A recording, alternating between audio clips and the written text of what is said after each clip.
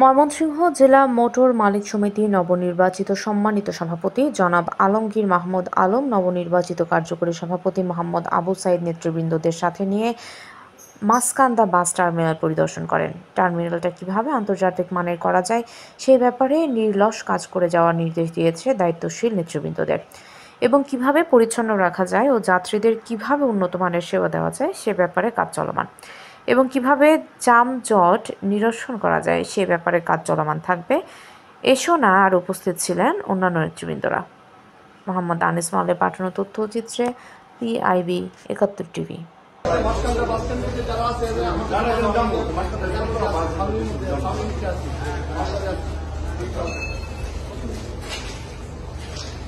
আলম ভাই বলতেছি, আলম ভাই কোথায় কাজ করতেছে?